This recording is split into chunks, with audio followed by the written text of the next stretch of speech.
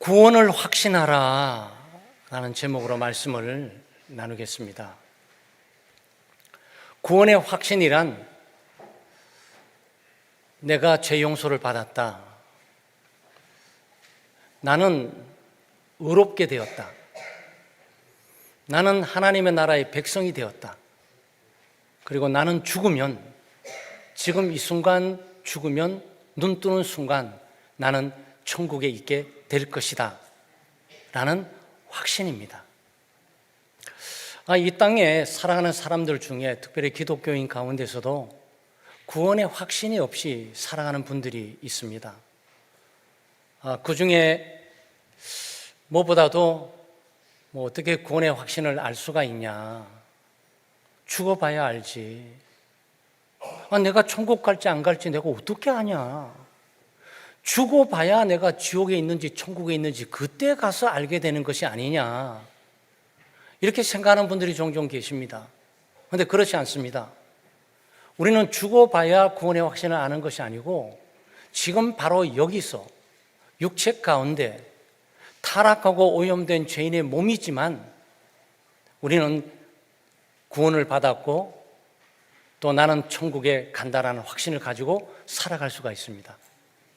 하나님은 우리를 구원하시는 분이시고 우리를 구원으로 인도하시는 분이십니다.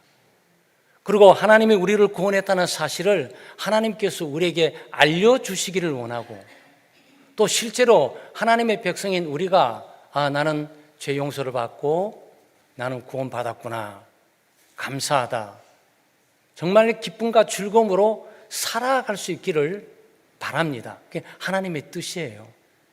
하나님이 우리를 구원만 하고 생일 알 필요 없어, 생일 잔치 알 필요 없어, 네가 태어난 이름과 네가 태어난 날짜 알아서 뭐해, 이런 게 아니에요.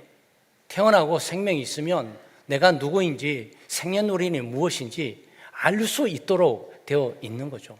하나님도 마찬가지입니다. 하나님 우리를 구원하시면 네가 구원받았는지 구원받지 않았는지 그냥 모르고 살다가 나중에 죽으면 내가 알려줄게, 이런 게 아니고 예수 믿고 신앙생활하면서 구원받고 난 이후에 하나님은 늘 우리가 구원을 알고 구원을 확신 가운데 살아가기를 원합니다. 오늘 5장 13절 말씀이 바로 그 말씀이죠. 내가 하나님의 아들의 이름을 믿는 너희에게 이것을 쓰는 것은 너희로 하여금 너희에게 영생이 있음을 알게 하려 함이라 그랬습니다. 성경에 쓰여진 목적, 하나님의 계시해 주신 이 목적이 우리로 하여금 영생의 확신, 구원의 확신, 이것을 알고 살도록 하기 위함임을 말씀해 주고 있습니다. 어떻게 우리가 구원을 확신할 수 있을까요? 여러분 구원받았습니까? 네. 여러분 구원받은 것을 어떻게 아십니까? 그렇게 느끼기 때문에 그런 겁니까? 그런 기분이 들기 때문에 그런 겁니까? 아니면 누가 나보고 교회 다니니까 너 천국 갈 거야 라고 말해줬기 때문에 그런 겁니까? 도대체 우리는 무슨 근거로 내가 구원을 받았고 하나님 나라 갈 수 있다는 것을 확신할 수가 있습니까? 세 가지로 우리가 생각해 볼 수 있습니다. 하나는 하나님의 말씀을 통해서 우리는 구원을 확신할 수가 있고, 또 하나는 예수 그리스도의 십자가의 보혈을 통해서 우리가 구원을 확신할 수가 있고, 또 하나는 성령의 내주함으로 말미암은 변화된 삶, 성령의 열매 맺는 삶을 살아가는 것을 볼 때에 나는 구원받았음이 확실하다라는 부분을 알게 됩니다. 먼저 하나님의 말씀을 통해서 구원을 확신할 수 있는 법을 좀 생각해 봐야 되는데, 이거는 하나님의 말씀이 뭡니까? 하나님의 말씀은 기록된 계시입니다. 계시라는 것은 이렇게 쓰면 여러분이 저를 얼굴을 보지 못하지 않습니까? 이렇게 제가 보여주는 것을 계시라 그럽니다. 구원, 천국, 하나님의 나라, 이런 것들 하나님께서 우리에게 말씀을 통해서 가르쳐 주는 게 바로 성경 계시의 말씀입니다. 아마 여러분의 이름이, 여러분 가족의 이름 확신합니까? 그래서 그걸 확신시킬 때가 있습니다. 어딘지 갈 때 주민등록증 주세요 그러면 이 사람 이름 맞구나. 이 사람이 이름이 이게 맞구나. 그리고 이름이 동명이인이 있을 수가 있으니까 출생연도일 요 사람 맞구나라고 확신합니다. 기록된 사실 때문에 확신하는 것이지 내가 그렇다고 생각하기 때문에 그런 것은 아니라는 얘기예요. 그 여러분의 출생연도 이름뿐만 아니고 법정에 가도 마찬가지예요. 이름 몰라서 지금 물어보는 겁니까 법관이? 이름이 뭡니까? 김동민입니다. 기록된 사실 이 사람이 맞나라고 요거 보고 확인합니다. 이 사람이 그렇다고 생각하기 때문에 이 사람이 주장하기 때문에 이 사람이라고 생각해 주는 것이 아니고 여기 기록되어 있기 때문에 이 기록된 사실 때문에 이 사람이 그 사람이라고 입증하고 인정해 주는 거죠. 여러분이 누군지를 아시면 지금 없어졌지만 호적이에요. 우리는 뭐 주민등록증, 가족관계 증명 뭐 이런 증명서들이 있지 않습니까? 어머니, 아버지가 이 사람이 맞는지, 동생이 이 사람이 맞는지, 부인이 이 사람이 맞는지, 결혼관계 증명서 떼오라고 그걸 왜 떼는 겁니까 도대체? 왜 이 기록이 필요하냐고요? 확신을 하려고, 확증을 하려고 이 기록이 필요하단 말이죠. 네? 그래서 우리의 정체성을 알려면 뭐 주민등록증이나 또는 호적 등본 없어졌지만 재적 등본으로 바꿔졌지 않습니까? 그리고 가족관계 증명, 주민등록증, 자동차 면허증 뭐 이런 걸 통해서 우리는 그 사람이 아무리 말을 해도 믿어줄 수는 있어요. 그런데 확신할 수는 없어요. 왜? 확신을 하려면 기록된 사실이 있어야만 확실히 되는 거란 말이죠. 집도 마찬가지입니다. 뭐 우리는 다 전세를 사는데 전세를 얻으려면 주의해야 되잖아요. 전세 사기가 있으니까. 그러니 이 사람이, 이 건물이 이 사람께 맞는 건지 또 이 사람이 전체 소유를 권리를 주장하고 있는 것인지 어디 저당 잡혀가지고 제1은행권, 제2은행권에서 이 재산을 지금 함께 소유할 수 있는 권한을 갖고 있는지 이거를 보셔야 되잖아요. 그 사람 말만 듣고 여러분 믿을 수 있습니까? 그렇지 않잖아요. 그럼 어디를 가야 되는 거죠? 등기부 등본으로 갑니다. 기록된 사실을 보고 아는 거예요. 기록된 사실을 가니까 이 사람이 이 건물의 주인이구나. 그리고 앞에 밑에 깨끗하니까 이 집 전체 권리 행사를 이 사람이 혼자 하는구나. 이 사람이 혼자 재산으로 된 줄 알았는데 제1금융권, 제2금융권 그러면서 집이 팔리게 되면 재산이 다 분산되고 소유권자들이 나타나는 거구나 라고 알게 되잖아요. 우리의 구원도 마찬가지예요. 우리의 구원도 기록이 되어 있어요. 하나님의 말씀에 기록이 되어 있다요. 하나님의 말씀에 뭐라고 기록되어 있습니까? 오늘 주어진 말씀이 요한일서 5장 11절, 12절, 13절이에요. 또 증거는 이것이니, 증거라 그랬어요. 이것이다. 이것이 뭐라고? 하나님이 우리에게 영생을 주신 것과 하나님이 우리에게 구원을 주었다. 하나님이 우리에게 영원한 생명을 주었다. 지금 이 말을 하고 있단 말이죠. 이 생명이 하나님이 생명을 주셨다는데, 구원을 주셨다는데 이 구원 생명은 어디에 있는 것이지? 그의 아들 예수 그리스도 안에 있다라고. 성경 본문 띄워주세요. 보셔야 돼요. 그의 아들 예수 그리스도 안에 있다. 아들이 있는 자에게는 생명이 있고 하나님의 아들이 없는 자에게는 생명이 없느니라 그랬습니까? 그러니까 성경이 뭐라고 말을 하는 거죠? 하나님께서 우리에게 영원한 생명과 구원을 주셨다. 구원이 어디에 있지? 예수 그리스도 안에 있다. 그러면 구원을 어떻게 얻지? 아들이 있는 자, 예수 그리스도를 가지고 있는 자가 구원이 있고 영원한 생명이 있다. 그런 얘기죠. 만약 이것을 그리스도로 보고 영원한 생명을 제 주목으로 본다면 영원한 생명, 이 구원이 예수님 안에 있는 거예요. 그러면 예수 그리스도를 마음속에 모시고 예수 그리스도를 받아들이면 구원 통째로 가지고 들어오는 거예요. 이게 느낌입니까? 이게 감정이에요? 이게 개념입니까? 이게 신화예요? 이게 전설입니까? 아니에요. 정확무한 하나님의 말씀이 기록되어 있다고요. 누가 구원을 얻느냐고, 누가 영원한 생명을 얻느냐고, 예수 그리스도를 믿는 자, 그리스도를 마음속에 구세주로 받아들이는 사람, 그 사람이 구원이 있다라고 기록해 주고 있는 거죠. 요한복음 5장 24절도 마찬가지입니다. 내가 진실로 진실로 너희에게 이르노니 내 말을 듣고 지금 이 말씀하는 거 아니에요? 그리스도의 말씀을 듣고, 그리고 나 보내신 이를, 나 보시는 이는 누구죠? 예수 그리스도를 믿는 자는 영생을 얻었고 구원을 얻었고, 그래서 과거예요. 앞으로 구원 얻을 것이다. 예수 잘 믿고 신앙생활을 잘 하다 보면, 선하고 공의로운 일을 많이 하다 보면, 자선을 많이 하다 보면 구원을 받게 될 것이다 라고 말하는 것이 아니고, 그리스도를 믿냐? 구원을 받았어. 지금 이 말을 하고 있단 말이에요. 나 보내신을 믿는 자가 구원받는 거예요. 선행으로 구원받는 것이 아니고, 도덕으로 구원받는 것도 아니고, 율법의 행위로 구원받는 것도 아니고, 선한 일을 많이 해서 구원받는 것이 아니고, 성격을 고쳐서 구원받는 것이 아니고, 돈을 몇 천억씩 벌어야 구원받는 것도 아니고, 대통령이 돼야 구원받는 것이 아니고, 예수 그리스도를 믿는 자는 구원을 받고 영생을 얻었다라고 기록되어 있어요. 요한복음 1장 12절 말씀도 마찬가지죠. 영접하는 자, 곧 그 이름을 믿는 자들에게는 하나님의 자녀가 되는 권세를 주셨다 그러잖아요. 하나님의 자녀의 신분을 주셨다는 거죠.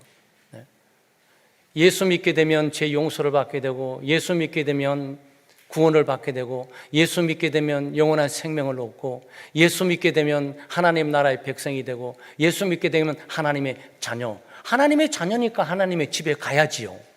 이게 자연스러운 거예요. 이 모든 것들이 믿음과 함께 결부되어 있고 하나님의 말씀에 증명되고 있는 거죠. 그래서 여러분이 어떻게 구원의 확신을 받느냐? 나는 오늘 구원받은 것 같아, 이래서 구원받은 것이 아니고요. 나는 오늘 교회에 나가니까, 교회에 나가는 이 행위 때문에 구원받은 것 같아, 이것도 아니고요. 나는 기도하고 있으니까 기도하는 행위 때문에 구원받은 것도 아니고요. 나는 지금 헌금하고 있으니까 헌금을 오늘 좀 제법 좀 했어, 그래서 나는 구원을 더 받을 거야, 이게 아니고요.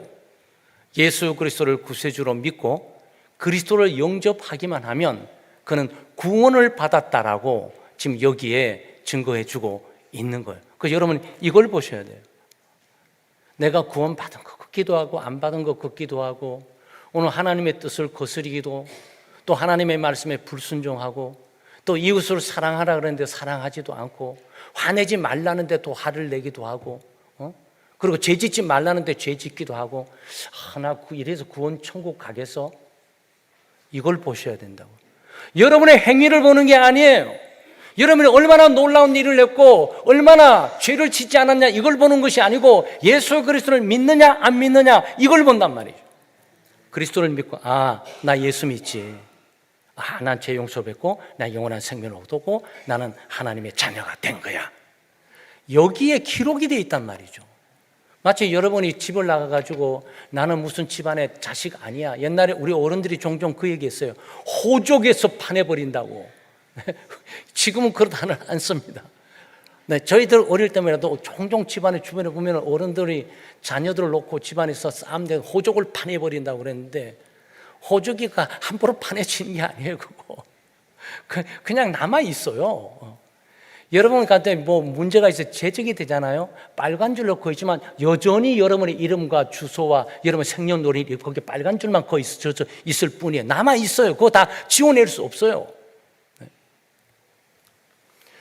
여러분, 하나님의 말씀을 통해서 구원의 확신을 갖습니다. 내 기분 때문에, 내 감정 때문에, 내가 하는 행위 때문에 구원의 확신을 갖는 것이 아니고 하나님의 말씀 때문에, 말씀이 입증해 주고 있기 때문에 이 기록을 가지고 내가 내 것이라고 주장을 하는 거죠. 주변의 사람들 볼 때 저런 사람이 어떻게 저런 큰 집을 갖고 있고, 저런 사람이 어떻게 저 집안의 자식이 될 수 있지? 그건 자기 생각이고, 호족에 딱 보거나 주민등록 딱 보면 저 집안 아이구나라고 본단 말이에요. 그거와 동일하게 하나님의 말씀을 늘 대하고 하나님의 말씀을 듣고 하나님의 말씀의 기초에서 우리가 믿음으로 구원의 확신을 갖는 겁니다. 두 번째는 예수 그리스도의 십자가를 통해서 우리가 구원의 확신을 가질 수가 있어요. 구원은 죄에서 구원입니다. 물론 근본적으로 모든 문제들이 죄로 말미암아 오고 있는 건 사실이지만 가난도 있고 빈곤도 있고 고통도 있고 아픔도 있고 시련도 있고 재난도 있고 실패도 있고 패배도 있어요. 물론 그런 모든 것들로부터 구원해 주시는 건 사실이에요. 그럼에도 불구하고 성경이 구원을 한다고 말할 때 죄에서 구원한다는 말이에요. 그래서 이런 마태복음 보면 우리 성탄절이 곧 한 2달만 지나면 성탄절이 다가오잖아요. 예수님의 이름이 자기 백성을 저희 죄에서 구원할 자예요. 저희 죄에서 구원해 주시는 분이 예수 그리스도이세요. 그래서 우리의 구원은 단순히 가난에서 구원, 빈곤에서 구원, 공경에서 구원이 아니라 죄에서 구원을 받는단 말이죠. 여러분, 죄의 문제를 어떻게 처리하십니까? 죄의 값이 뭐죠? 죄의 값은 죽음이에요. 죄의 값은 저주입니다. 죄의 값은 형벌이에요. 죄의 값은 심판이에요. 네? 우리가 죄인이고 죄를 지은 이상 이 모든 걸 또 피할 방법이 없어요. 여기로 구원받을 방법이 없다고요. 근데 하나님이 우리를 구원하셨죠? 왜냐하면 독생자 예수 그리스도께서 하나님이시지만 이 땅에 오셔서 육신을 입고 오셔서 십자가에 못 박혀 죽으셨습니다. 죄인으로 죽으셨어요. 처참한 죄악으로 죽었습니다. 그런데 예수님은 죄가 없는 분이잖아요. 동정녀 탄생했으니 아담의 피줄도 타고나지 않았고, 그렇죠? 예수님의 삶에서 죄를 지은 걸 발견할 수가 없어요. 아니, 왜 죄가 없는 그분이 가장 처참한 죄인으로 십자가에 못 박혀 죽어야 되냔 말이죠. 성경이 우리에게 밝히는 것은 하나님 아들 예수 그리스도가 우리를 죄에서 구원하기 위해서 우리의 죄값인 죽음과 저주와 형벌을 우리 대신 십자가에 감당하셨다. 내 죄값을 예수 그리스도께서 치루셨다. 내 수많은 빚을 그리스도께서 다 갚아주셨다. 그래서 우리는 그리스도를 바라봄으로 죄의 용서와 율법과 죄의 자유다라고 선포를 하게 되죠. 우리는 십자가를 바라볼 때 우리가 구원의 확신을 가질 수가 있습니다. 로마서 5장 8절 말씀에 우리가 아직 죄인 되었을 때 그리스도께서 우리를 위하여 죽으심으로 하나님께서 우리에 대한 자기의 사랑을 확증하셨느니라 그랬습니다. 본문 잘 보셔야 돼요. 우리가 아직 죄인이었을 때, 의인이었을 때가 아니에요. 예수 믿고 난 이후가 아니에요. 그리고 잘 나갈 때가 아니에요. 성공할 때가 아니에요. 승리할 때가 아니에요. 경건할 때가 아니에요. 죄인 되었을 때, 하나님의 저주와 심판과 형벌을 받을 수 없는 조건과 상태 가운데 있을 때, 도저히 사랑할 수 없는 그 상태 가운데 망가져 있는 그때 그리스도께서 내 죄값을 위해서 십자가에 못 박혀 죽으셨다. 그것은 우리를 향한 하나님의 사랑이었다. 우리에게 말씀해 주고 있는 겁니다. 베드로전서 3장 18절도 마찬가지예요. 그리스도께서도 단번에 죄를 위하여 죽으사 의인으로서 불의한 자를 대신하셨으니 이는 우리를 하나님 앞으로 인도하려 하심이라 그랬어요. 하나님 앞으로 인도해 가는 거 여러분 요한복음 14장 6절 잘 아잖아요. 나는 길이요 진리요 생명이니 나로 말미암지 않고는 아버지께로 갈 자가 없느니라. 그리스도 나를 통해서만 하나님께 간다. 어떻게 그리스도를 통해서 하나님께 갈 수가 있습니까? 베드로전서 3장 18절에서 그리스도께서 완전한 의인으로서 죄인이 된 우리의 죄값을 대신 십자가에 치우심으로 우리는 구속의 십자가, 우리를 위해서 대속해 주신 그리스도를 바라봄으로 하나님께 나가게 되는 거죠. 여기에 죄 용서가 있는 거예요. 여기에 심판이 없어지는 거, 심판이 면제되는 거예요. 여러분, 세금 면제받기 위해서 노력을 많이 하잖아요. 그렇죠? 죄를 어떻게 면제받을 수 있습니까? 죄에 대한 심판과 저주와 죽음을 어떻게 면제받을 수가 있냐고요. 여러분, 이 아침부터 여기 계시지만 일주일 내에 때 지었던 죄들이 있을 텐데 여러분, 그 죄를 어떻게 다루십니까? 여러분, 그 죄를 어떻게 처리하실 생각이세요? 우리는 그 처리할 능력을 갖고 있지는 못합니다. 내가 거짓말 했으니까, 한 번 거짓말 했으니까, 2번, 3번 정직한 삶을 살면 돼. 아니에요. 100번 정직한 삶을 살아도 한 번 거짓말한 것이 남아 있어요. 여러분 교통법을 지키고 가시다가 녹색 통과하다가 어떤 게 빨간불에 딱 걸렸잖아요. 녹색 수천 번 1년 내내 녹색을 다녀도 빨간불 찍힌 것을 없앨 수가 없다고. 그게 죄의 가공할 능력과 세력이에요. 그 죄로부터 구원받을 유일한 방법이 뭔지 압니까? 그리스도를 바라보는 거예요. 십자가를 바라보는 거예요. 예수 그리스도의 보혈을 의지하고 신뢰하는 거예요. 그리스도께서 내 죄값인 죽음 문제 처리하시고 심판과 저주와 형벌을 다 갚아주셨다. 너는 자유다. 라고 거기서 발견을 하게 되죠. 그래서 우리의 구원의 확신은 십자가를 통해서 오는 거예요. 여러분 구원의 확신 갖기 위해서 내 행위를 많이 가지고 올바른 행위, 의로운 행위, 경건한 행위를 많이 쌓아가지고 그 위에 여러분 확신을 가지려고 그러죠. 그거 다 무너져 버려요. 한순간에 무너져 버립니다. 우리의 구원의 확신은 오직 십자가, 단번이. 이 단번이란 말이 굉장히 중요한 말이에요. 베드로전서 3장 18에 단번은 한 번인데 영원한 효력을 말하고 있는 거예요. 예수님이 십자가에 못 박혀 죽은 사건은 한 번이지만 창세기부터 예수님이 재림한 그날까지 지은 모든 죄값을 단번에 제거하고 없애버리셨다는 그런 내용이 베드로전서 3장 18절의 말씀입니다.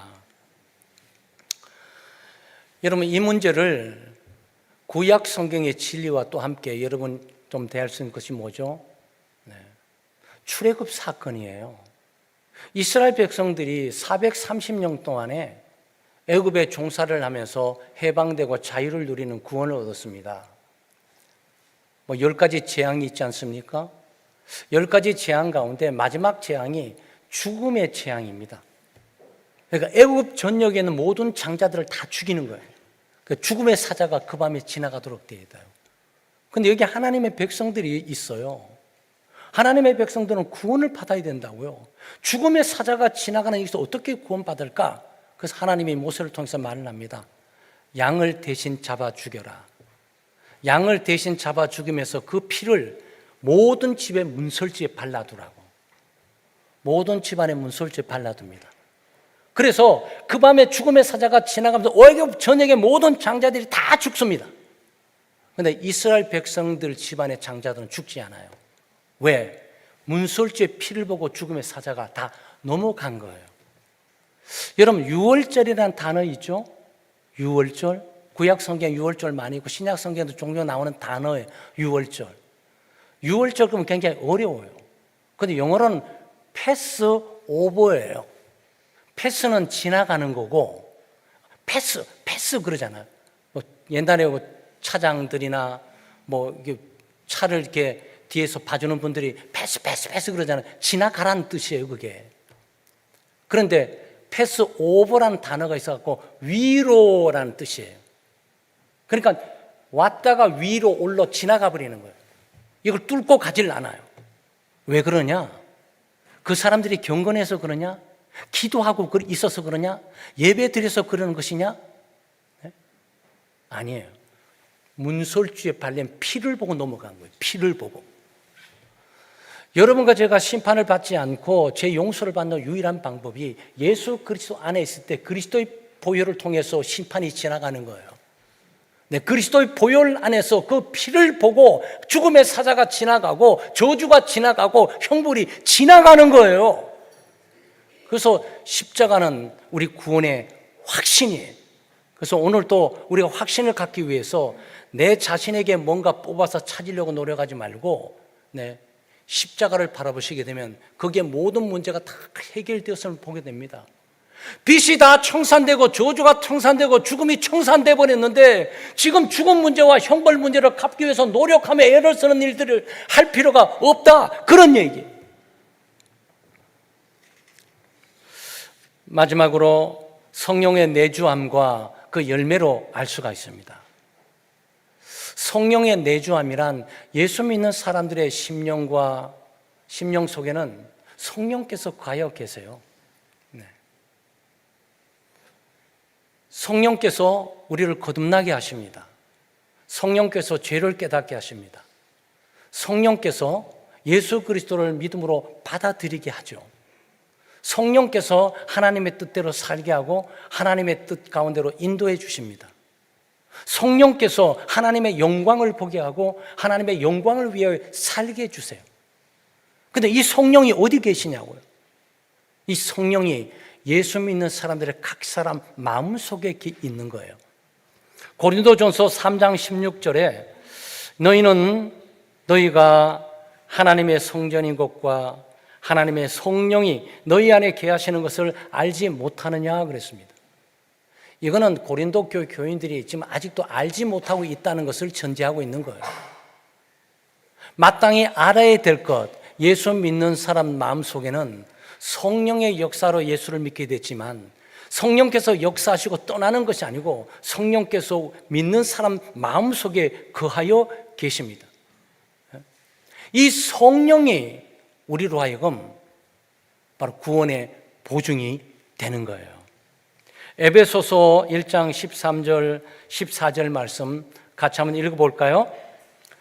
그 안에서 너희도 진리의 말씀 곧 너희의 구원의 복음을 듣고 그 안에서 또한 믿어 약속의 성령으로 인치심을 받았으니 이는 우리의 기업의 보증이 되사 그 얻으신 것을 속량하시고 그의 영광을 찬송하게 하려 하심이라. 자, 이 구절 그대로 두세요. 여러분 구절을 잘 보셔야 돼요. 왜 보셔야 되냐면 우리가 한글로 번역될 수 없는 부분들이 이 문장 속에 포함되어 있어요. 성령께서 임하셔서 성령께서 역사하십니다. 이것을 두 가지로 표현하고 있어요.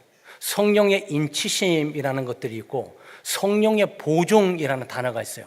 여기서 가장 중요한 게 인치심과 보증이에요. 그런데 이 성령께서 어떻게 임하시고 어떻게 역사하십니까?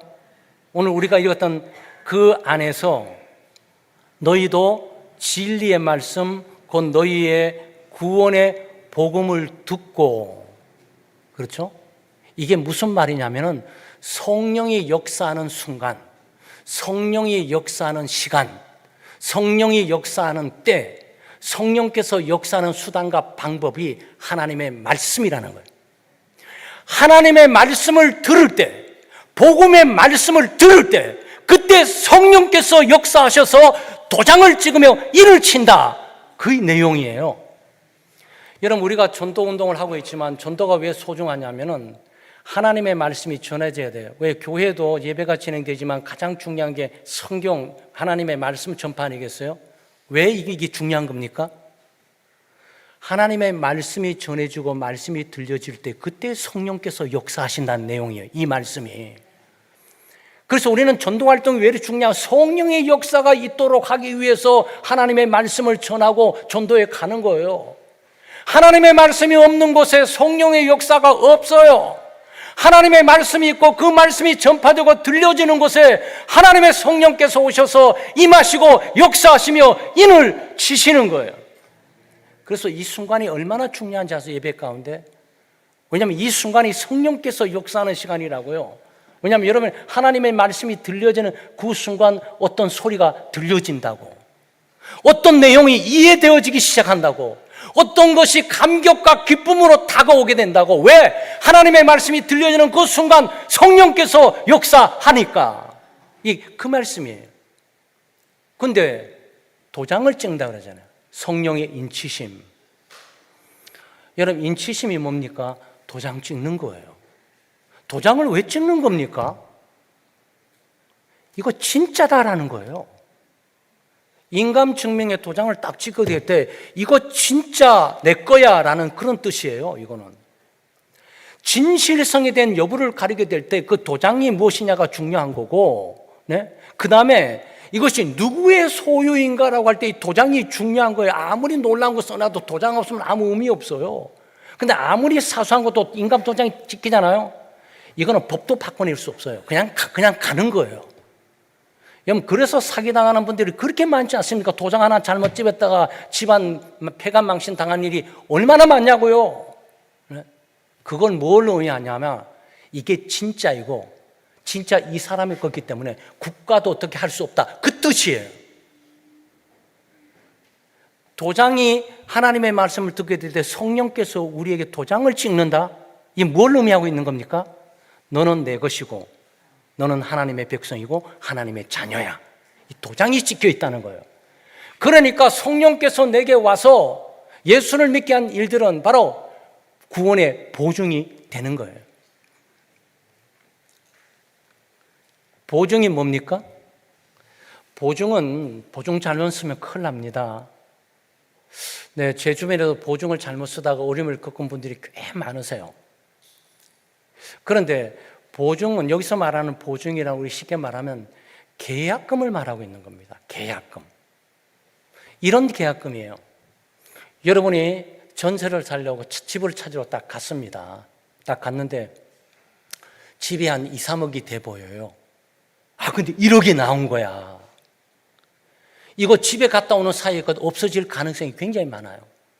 그래서 이걸 어떻게 하든지 내 거라고 내가 가고 들어오겠다고 이거 잡고 싶어요. 이건 이제 담보 얘기가 나오는데 그러면 계약금 내고 나가세요. 계약금 얼마입니까? 1억에 한 10%가 되지 않습니까?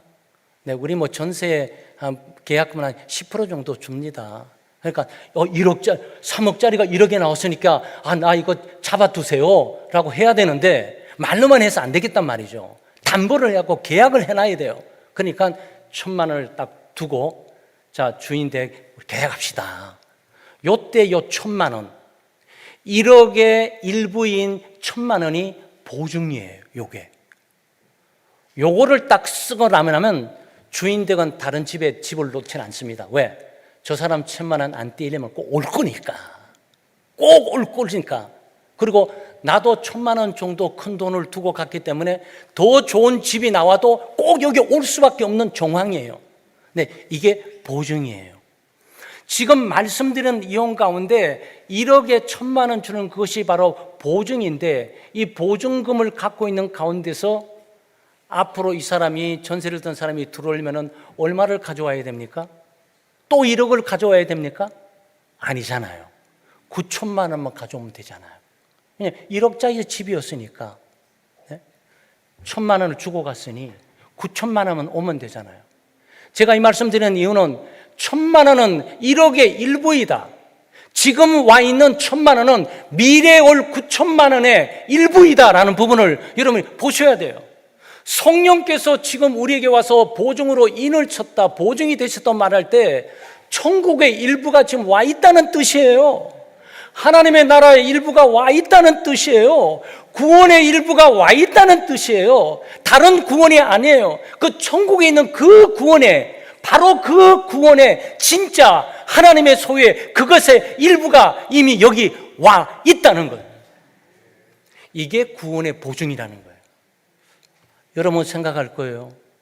목사님 얘기 잘 들었고 하나님 말씀을 통해서 예수 그리스도의 십자가를 통해서 또 성령의 내주함을 통해서 구원의 확신할 거 나오는데 성령 받은 걸 어떻게 합니까 내가?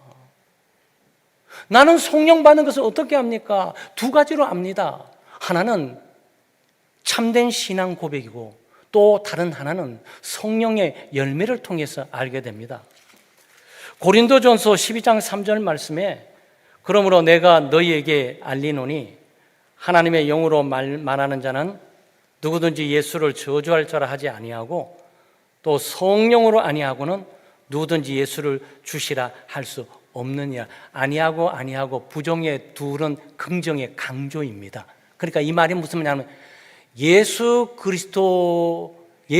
그리스도만이 예수 그리스도를 주라고 고백하는 것만이 성령의 역사다. 성령으로만이 예수 그리스도를 구주라고 고백하게 된다. 그 뜻이에요. 그래서 여러분 마음속에 나는 예수 그리스도를 구주로 믿고 있고 주님으로 믿고 있다면 그리고 그것을 입으로 신하고 고백하고 있다면 내 삶이 형편없고 내 성품이 형편없어도 내가 예수 그리스도를 구주로 믿는 건 성령의 역사로 말미암는 것이기 때문에 그래서 성령 받은 증거예요. 입술만의 고백이 아니고 생각만의 고백이 아니고 내 마음 깊숙한 곳에 예수 그리스도는 구세주이시며 나의 주님이시오, 그분은 나를 위해서 돌아가셔서 라고 이 부분들을 고백할 수가 있다면 이 고백은 성령 받은 증거예요. 성령이 아니고는 예수 그리스도를 구주라고 고백할 수가 절대로 없습니다. 그리고 바로 성령의 열매인 거죠. 성령이 속에 계시니까 성령을 따라 살게 될 거고 성령의 열매를 맺을 수밖에 없죠. 갈라디아 5장 22절 23절에 오직 성령의 열매는 사랑과 희락과 화평과 오래 참음과 자비와 양선과 충선과 온유와 절제니 이 같은 것을 금지할 법이 없느니라 그랬습니다. 이게 사랑도 나오고 또 기쁨 희락도 나오고 화평도 나오고 오래 참는 것도 나오고 자비도 나오고 양성도 나오고 그다음 충성도 온유도 절제 이것이 나오십니다. 소위 인격이죠. 그렇죠? 그런데 완벽한 건 아니에요. 성격은 괴팍한데 예수를 믿게 됐어. 그런데 조금씩 온유해지는 거예요. 조금 성격이 조금씩 죽어 하면 변화가 있는 거예요. 살아있는 생명체는 시간이 가면서 반드시 변화가 있게 마련이에요. 죽어있는 거는 아무리 거창하고 멋있어도 10년, 100년이 흘러도 아무것도 나오지 않아요. 왜? 죽어있기 때문에 그래요. 하나님의 생명, 구원, 성령께서 우리 가운데 와 계시면 그 성령께서 생명의 영으로서 우리를 변화시켜 나갑니다. 그 여러분의 삶이 여러분 구원의 확신이 될 수 있다, 그런 뜻이에요. 아, 그렇지. 나 10년 전보다 또 5년 전보다 작년보다 그래서 내가 좀 더 사랑하는 사람이 된 것 같아. 내가 좀 더 온유한 사람이 된 것 같아. 내가 좀 더 절제하면서 충동을 좀 멈추는 사람이 된 것 같아. 아직도 많이 변화되어야 되겠지만 그래도 나는 조금씩 나아지는 것처럼 보여. 그게 여러분의 구원의 확신이에요. 그게 구원받았다는 증거예요. 구원받지 않고서는 그런 변화의 삶이 절대로 있을 수가 없습니다. 죽어있는 생명체가 어떤 변화도 없듯이 살아있는 생명체는 아무리 사소하고 보잘것이 없어 보여도 시간이 가면서 변화가 있게 된단 말이죠. 그것이 생명의 힘, 예수 생명의 힘, 하나님 나라의 영원한 생명의 힘이 우리 가운데 성령을 통해서 약동을 하는 거죠. 사랑하는 여러분, 여러분 구원의 확신은 여러분의 감정에 근거하는 것도 아니고 기분에 근거하는 것도 아니고 다른 사람이 말해주기 때문에 그 말 때문에 그런 것이 아니고 내가 그렇게 생각하고 있기 때문이 아니라 구원의 확신은 정확무하고 변치 않는 하나님의 말씀의 증언을 통해서 우리는 구원의 확신을 갖습니다. 그리고 명명백백하게 신화도 아니고 전설이 아닌 십자가에 못 박혀 돌아가신 예수 그리스도를 바라보고 십자가에 흘리는 피를 바라보므로 우리는 죄값이 다 치워지고 사라졌다는 사실을 확신함으로 우리는 구원을 붙듭니다. 그리고 내 속에 와 있는 성령, 나를 변화시키고 나가는 변화의 삶을 통해서 볼 때 나는 구원받았어 라고 분명한 확신 가운데 우리가 기쁨과 즐거움을 누리고 더욱더 열정적으로 하나님을 섬기고 살아갈 수가 있습니다. 구원의 확신은 반드시 가져야 돼요. 왜냐하면 구원의 확신이 없이는 기독교 신앙은 출발할 수 없습니다. 기쁨으로 예배할 수 없습니다. 기쁨으로 기도할 수 없어요. 간절히 기도할 수 없습니다. 열정적으로 봉사할 수 없어요. 헌신적으로 주님 위해 살아갈 수 있는 힘이 없어요. 이 모든 것들은 나 구원을 받았다라는 확신, 나 같은 죄인, 영원한 저주와 형벌과 심판을 받아 마땅한 나 죄인 되었을 때 그때 그리스도께서 내 죄값의 죽음과 저주 문제를 해결하기 오셔가지고 다 십자가에 다 치우신 것이야 라는 이런 신앙 고백과 또 이런 진리의 바탕 위에 우리 구원의 확신이 명확해집니다. 그리고 이 확신 가운데 우리가 주님을 섬기고 열심을 품고 신앙생활을 해갈 수가 있는 거죠. 그런 은혜가 우리 교우들 모두에 있기를 주의 이름으로 축원합니다. 하나님 아버지, 오늘 말씀을 통해 우리에게 영생이 주어졌다는 증거를 다시금 마음에 새기게 하심을 감사합니다. 오늘 다시 예수님을 구세주로 믿는 우리가 이미 구원을 받았고 그리스도 안에 있는 생명이 우리 안에도 있다는 놀라운 진리를 믿음으로 붙잡습니다. 주님, 우리가 흔들릴 때마다 아들이 있는 자에게는 생명이 있다는 말씀을 기억하게 하시고 두려움이 아닌 확신으로 살아갈 수 있게 해주시옵소서. 예수님의 이름을 믿는 우리에게 이미 영원한 생명이 있음을 알게 해주시고 그 생명이 우리의 말과 행동, 삶 속에 드러나게 해주시옵소서.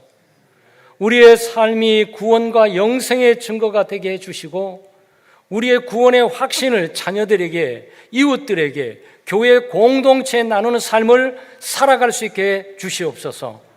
예수님의 이름으로 기도하옵나이다. 아멘.